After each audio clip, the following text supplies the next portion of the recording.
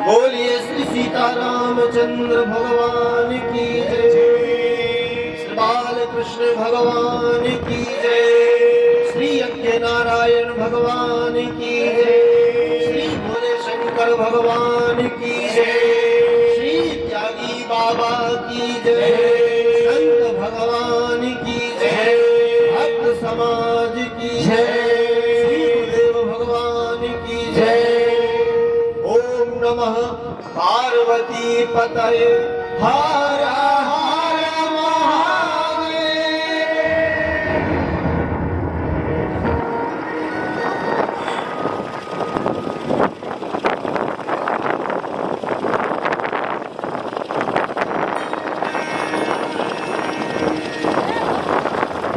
कली पावन अवतार पूज्यपाद गोस्वामी श्री तुलसीदास जी महाराज के द्वारा विरचित श्री रामचरितमानस के माध्यम से हम आप सभी श्री राम कथा के रसपान हेतु श्री रुद्र महायज्ञ में उपस्थित हैं।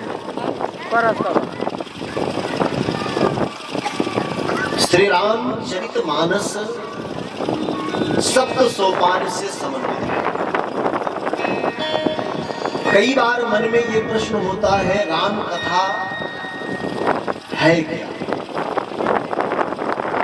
तो श्री गोस्वामी जी महाराज कहते हैं, श्री राम कथा राम भक्ति प्राप्त करने का स्थान है, भगवत भक्ति प्राप्ति का स्थान है। जब तक रामचरित नहीं सुनेंगे तब तक राम जी की भक्ति प्राप्त नहीं हो सकती। कहते जिस प्रकार से तालाब से यदि आपको जल की प्राप्ति करनी है तो तालाब में जल तक हमें पहुंचना होगा। अच्छा, तालाब के किनारे बैठ करके आप कितनी भी कोशिश करो, जल की प्राप्ति संभवतः नहीं हो सकती। तो श्री राम भक्ति रूपी जल को प्राप्त करने के लिए राम कथा रूपी सरोवर में हमें गोता लगाना होगा और राम भक्ति रूपी जल तक पहुंचने के लिए रामचरितमानस की कथा सुननी होगी। और इसीलिए तुलसीदास जी लिखते हैं, एहि माह सुभग सात सोपान, एहि माह सुभग सात सोपान, एहि माह सुभग सात सोपान, एहि माह सुभग सात सोपान। रघुपति भगति केर कथाना, रघुपति भगति केर कथाना, एहि माह सुभग सात सोपान, एहि माह सुभग सात सोपान, एहि माह सुभग सात। सप्त सोपान, सोपान मतलब मानस जी में सप्त कांड है, 7 कांड है। गोस्वामी जी ने 7 कांड युक्त मानस नहीं की, सप्त सोपान युक्त मानस। बोले सोपान का अर्थ होता है सीढ़ी, सोपान माने सीढ़ी।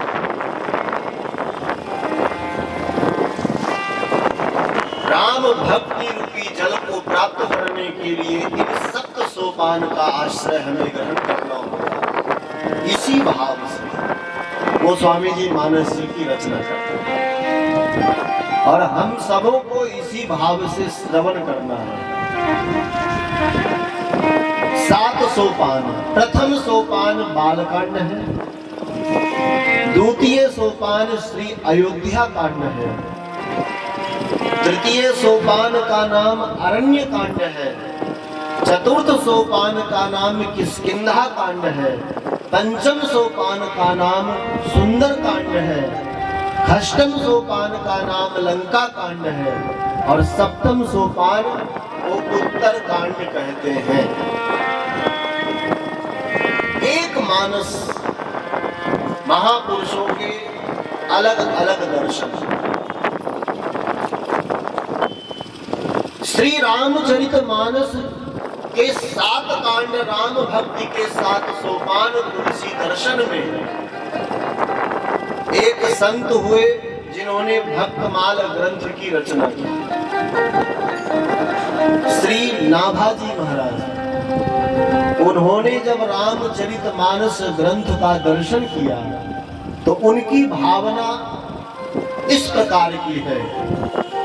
कहते हैं ये रामचरितमानस पोथी नहीं, रामचरितमानस कागजों का कोई ग्रंथ मात्र नहीं, श्री रामचरितमानस तो राम जी की मूर्ति है। बालकांड से अयोध्या का उत्तर कांड पर्यंत राम तन आदि, ये मानस राम जी का स्वरूप है। और इसलिए हमारे संत, हमारे मनीषी ग्रंथों को भगवान का स्वरूप मानते। जैसे भागवत जी के लिए महर्षि व्यास कहते हैं, तेने यम मांगमी मूर्ति प्रत्यक्षा वर्तते हरि। भागवत श्री कृष्ण का मूर्ति है, भगवान कृष्ण का स्वरूप है। उसी तरह से श्री रामचरितमानस श्री राम जी की मूर्ति है। बोलिए रामचंद्र भगवान की जय। और इसलिए कई बार संत कहते हैं, राम कथा केवल श्रवण मत कीजिए, राम कथा तो आत्मदर्शन का ग्रंथ है। स्वयं का मानस में अवलोकन कीजिए कि हम किस रूप में मानस जी में हैं, हमारा क्या चरित्र है, हमारा क्या स्वरूप है, हमारे आचरण कैसे हैं, हमारी दिनचर्या कैसी है। तो मानस केवल श्रवण का ग्रंथ नहीं, राम कथा तो आत्म दर्शन का ग्रंथ है कि हम कौन हैं। और जब मानस जी को आप प्रेम पूर्वक पढ़ेंगे, सुनेंगे, तो आप क्या हैं ये आपको पता चल जाएगा।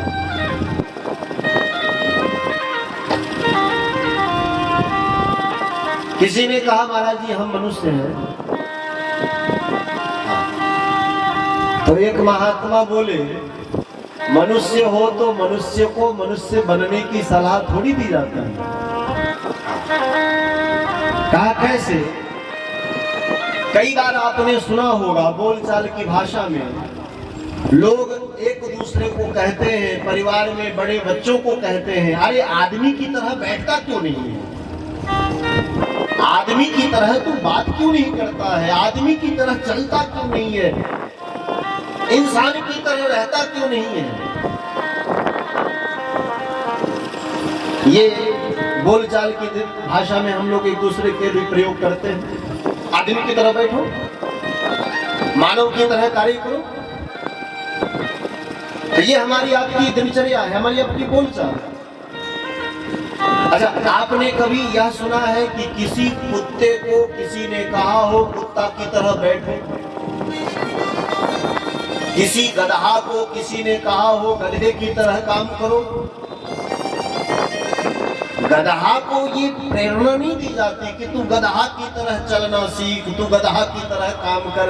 बैल को बैल की तरह रहने की शिक्षा नहीं दी जाती, कुत्तों को कुत्ते की तरह कार्य करने की शिक्षा नहीं दी जाती, लेकिन मनुष्यों को मनुष्य के तरह कार्य करने की शिक्षा दी जाती है। इसका मतलब क्या है? बोले मतलब ये है कि कुत्तों में उसका स्वधर्म है, पशुओं में उसकी पशुता है। यदि अपने स्वधर्म अपने गुण गणों से अलग हो गया है कोई, तो मनुष्य ही है। मनुष्य में आप सब कुछ पाएंगे, लेकिन बस कमी केवल मनुष्यत्व का है, मानवता की है। इसीलिए मानव को मानव बनने की प्रेरणा दी जाती है। मानव बनो, मानव की तरह चलो, मानव की तरह बोलो। हम स्वधर्म भूल गए हैं।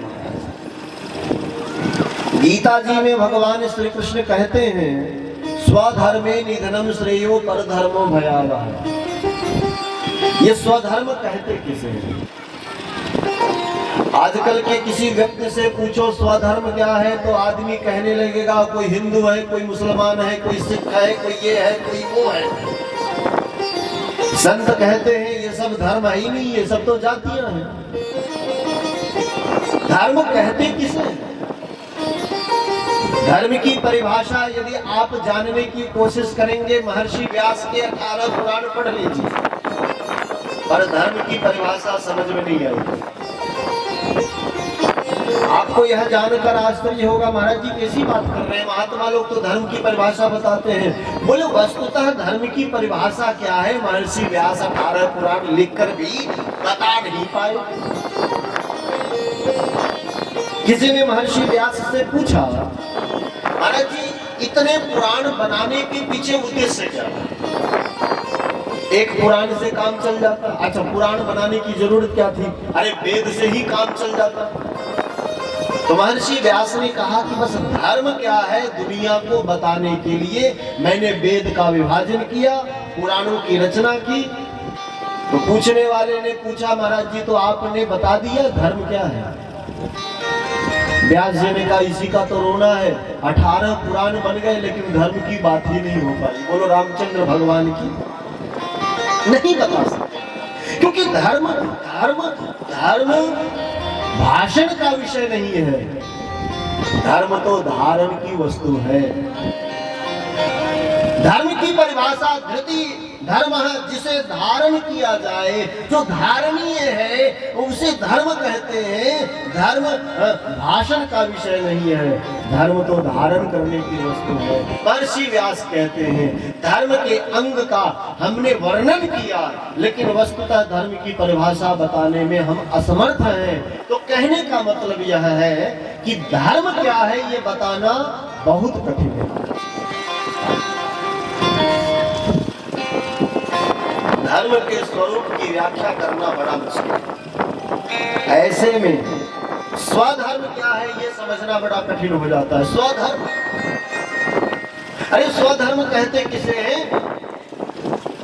बोले स्वधर्म का मतलब होता है भगवान ने हमें मानव बनाया तो मानव का धर्म क्या है ये जानना ही स्वधर्म है। मानव बनकर के राक्षसों वाला कार्य करने से हम राक्षस बन जाते हैं। तो मानव का धर्म क्या है, वही हमारा स्वधर्म है।